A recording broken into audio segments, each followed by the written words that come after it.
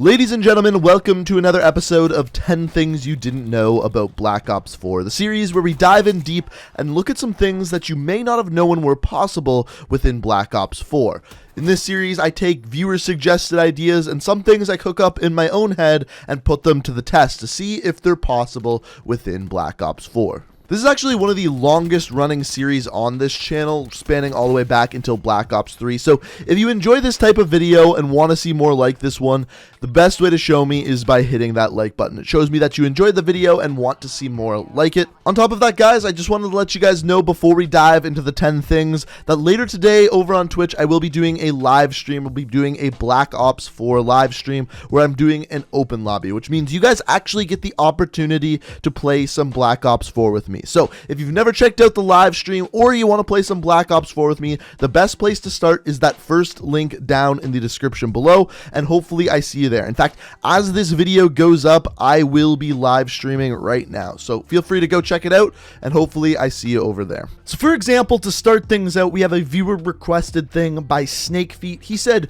go underwater to protect yourself from Hellstorm missiles. They fizzle out. And as soon as I read this, I thought it was complete bullcrap, and it kind of is. For example, the first thing we tested out was on the map Contraband. We tried both without clustering the Hellstorm missile and clustering the Hellstorm missile, and in both cases, you were killed. The Hellstorm completely takes you out, and the water does nothing to protect you, save you. The Hellstorm does not fizzle out. However, on a different map, on Icebreaker, if you are in the water on that map, you can be protected from the actual controllable missile part of the Predator missile. You see, the water there is so deep that the Predator missile just keeps going underneath you and doesn't kill you. However, if your enemy decides to cluster the missile, it will actually just track you, make direct impact with you, and kill you in the water. However, it is possible to protect yourself from a Predator missile in the water on the map Icebreaker. Now, after finding this out, we did a couple tests just to see what the water on Icebreaker was all about.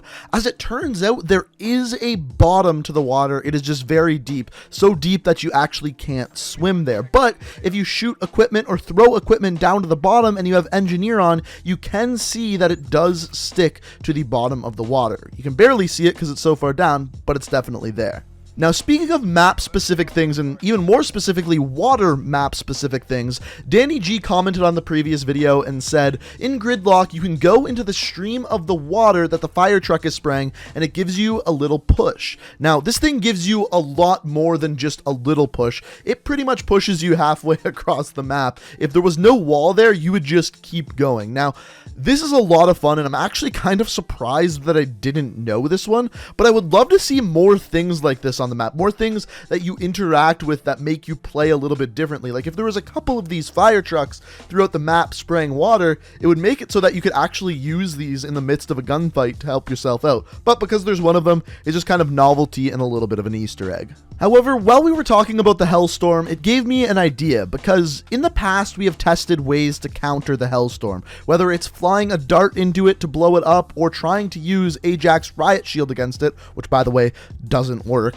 We always try to test ways to counter it, and there's a new specialist character, so I thought that we would try using Outrider's gear to counter the Hellstorm missile. So first up was the Sparrow. So the very first thing that we tried was simply shooting the Sparrow up into the air, direct impacting the Hellstorm, and blowing it up. But what happened was kind of similar to what we have found previously with other things trying to direct impact it, like bullets, like sniper bullets, like grenades, that kind of thing.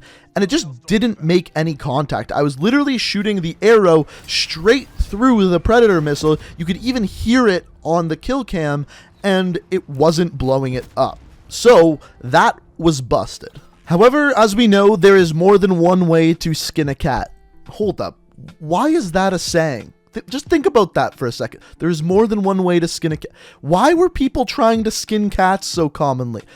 Anyway, I don't know why that's a saying. Beside the point, there's more than one way to destroy a Predator missile, and I had the idea with the Sparrow, since it actually explodes, and before, we've had some luck with throwing grenades up at Predator missiles.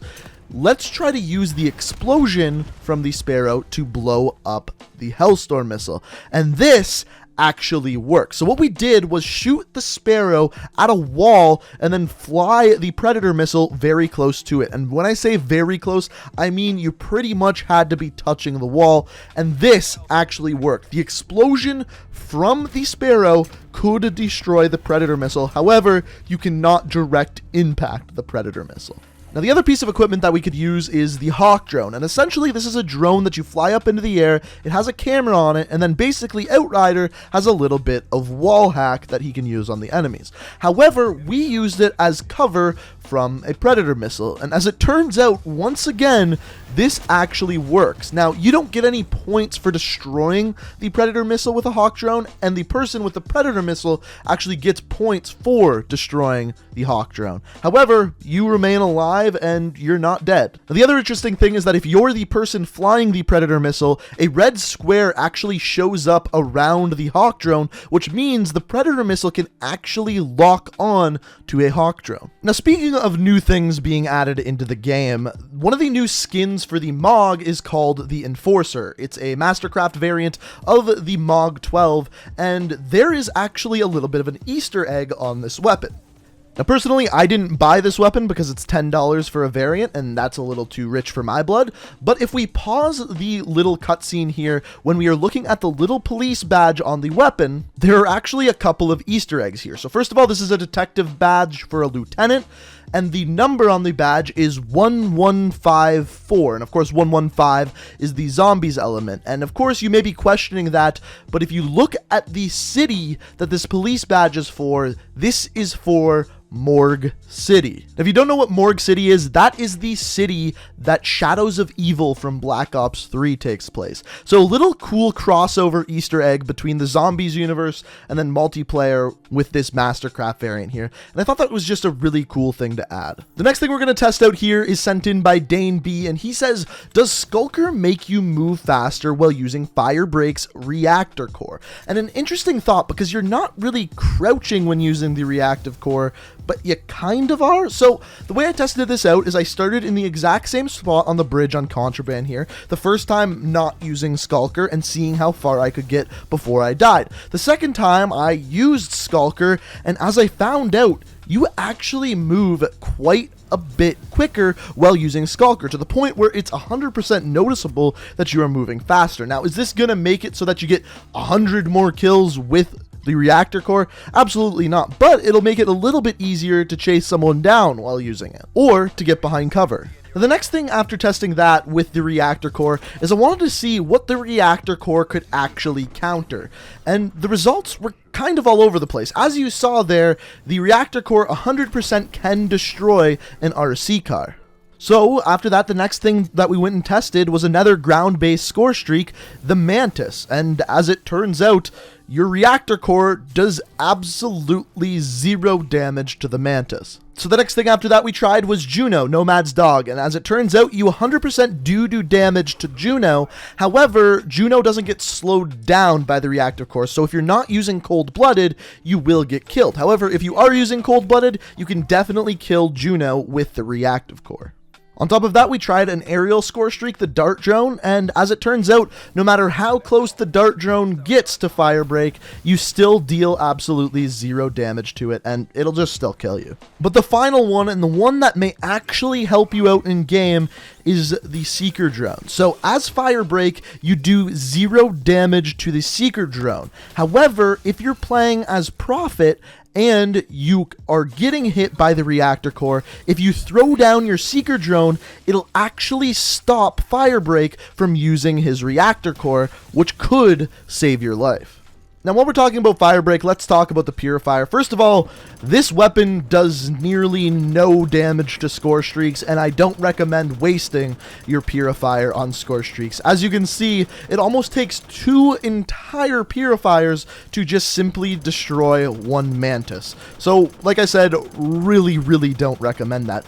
On top of that, though, another counter to the Purifier, as it turns out, is barbed wire. If you're playing as Torque and someone's running at you with Purifier, you can actually lay down a barbed wire and lay behind it, and the flame from the Purifier actually doesn't make it through the barbed wire. However, if they shoot above it or around it, you're going to be dead. But I found it rather interesting that the barbed wire could block the flame. But ladies and gentlemen, that is 10 things you probably didn't know about Black Ops 4. You can let me know down in the comments which things you did know, which things you didn't. I'd be really interested to hear what you guys have to say. Or if you have anything you want me to test in the future, feel free to let me know what you want me to try down in the comments below. On top of that, if you are new to the channel and like what you see and want to stay up to date on all of my videos, be sure to hit that subscribe button and make sure you have notifications turned on. And guys, if you enjoyed the video and want to see more videos like this one, all you got to do to show me is simply hit that like button and it shows me that you enjoyed the video. But guys, thank you so much for watching the video. I hope you enjoyed, and until next time, peace out.